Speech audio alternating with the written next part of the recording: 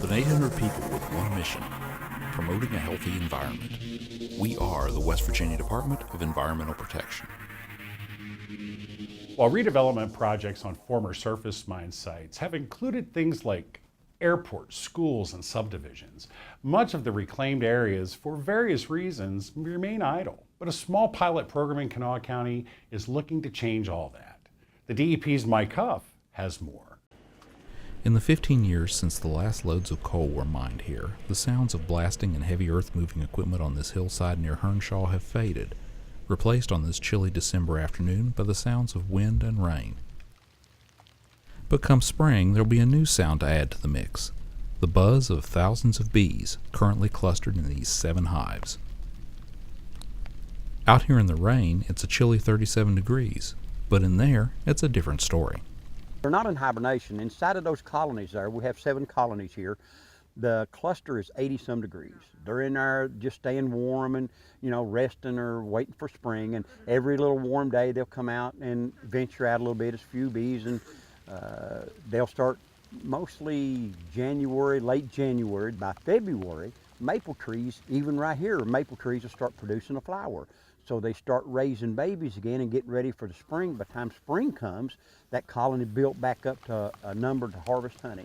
Wade Stiltner is the state apiarist for the West Virginia Department of Agriculture and a former coal miner.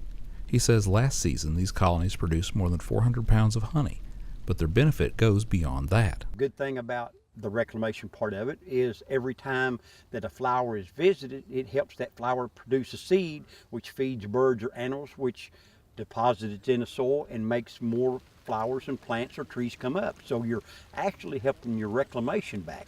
Not only that, you're feeding the wildlife with the berries, nuts, seeds, or fruits, or whatever, birds, animals, such. So it's just a gold mine, in my mind, for honey production.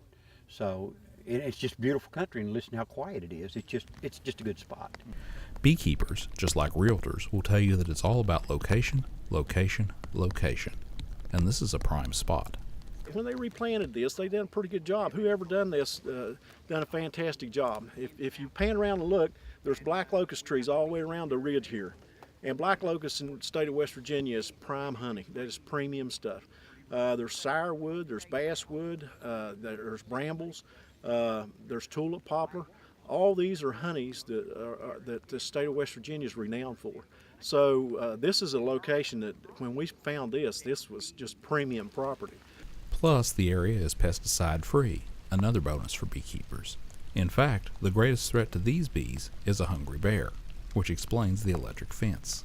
That's a solar fence charger. That charger there will put out 6,000 volts. And I've been in it accidentally, and it's not fun. So, we have to teach the bear. But the ultimate goal of this project goes beyond honey and pollination. The Department of Agriculture has a program to train veterans in the art and science of beekeeping.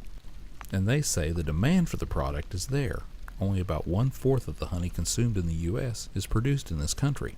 What we're trying to do is see whether or not that this would be feasible for the veterans or for other people. If the veterans could utilize this in any way, that would be a plus for us and everyone else that's concerned with this project. I hope that when we get through this program, that they make it a statewide program.